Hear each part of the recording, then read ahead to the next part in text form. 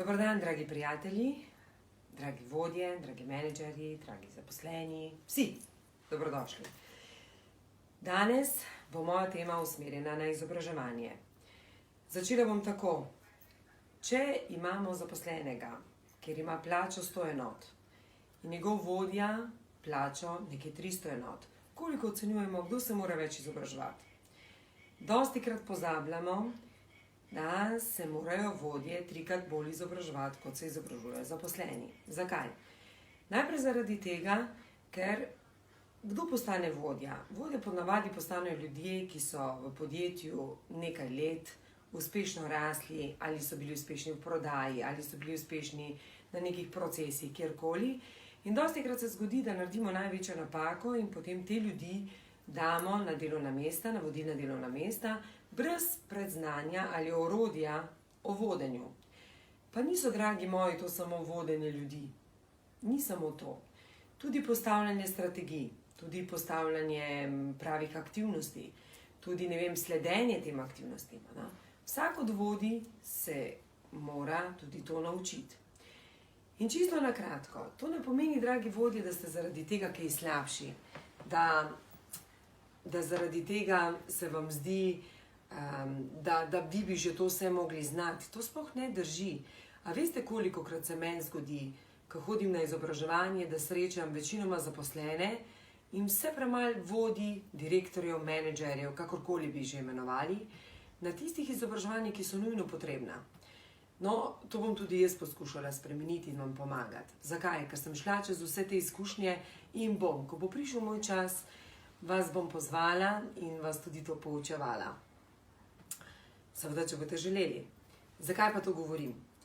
Govorim vam zaradi tega, da ni osebe, ki bi bila slaba, ni osebe, ki ne bi bila sposobna narediti spremembo.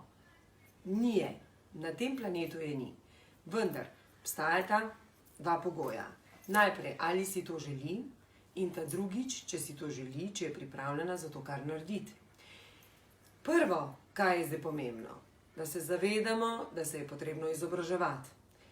In da tudi, če imate določene znanja, ki ste jih pridobili iz prejšnjih podjetij, ali pa rastete v podjetju in se vam zdi, da to vse znate, ni res. Včasih zaspimo na lovorikah in se ne naučimo novih znanj.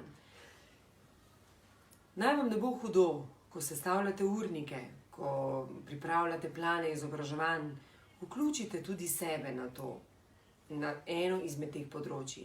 Vendar izobraževanje to ne pomeni, da gremo na konferenco in poslušamo druge, kaj drugi govorijo. Izobraževanje pomeni to, tako kot jaz, ker sem zdaj iz 3-dnevnega izobraževanja, kjer imam za 1 mesec nalog. In te naloge me silijo naprej, da se spreminjam, da izboljšujem neke svoje napake, ki jih imam in poskušam biti tam boljša. Kaj se ponavadi zgodi? Jaz na takih izobraževanjih srečam ljudi, eno izmed njih bom tudi čez nekaj časa jo bom predstavila, bom dala slikico z njo. To so zaprte miške, tiho, take miške in potem si želijo narediti spremembo. In kaj se nam zgodi? Ko včasih, dragi vodje, zaposleni, začnejo delati na osebni rasti. Osebna rast, želijo nekaj še več, želijo še več.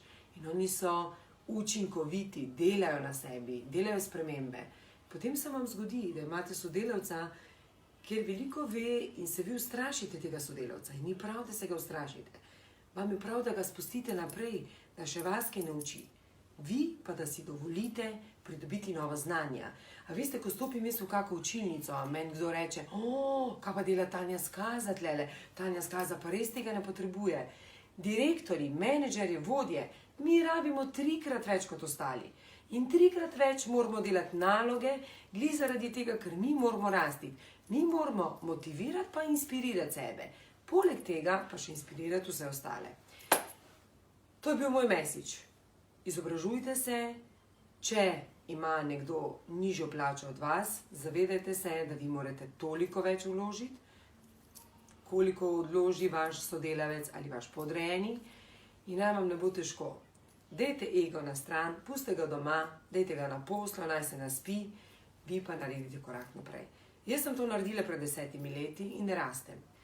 In nekateri me od vas občudujete, nekateri si želite, eni pravite, da sem vam vzor, da hočete iti po mojih stopinjah. Ja, ampak če greste po mojih stopinjah, boste točno to naredili. Pripravili se na to pot, odločili se narediti spremembo, pa ego pustili doma. Želim vam lep večer, vse dobro in se kmalu vidimo in slišimo. Čau, čau!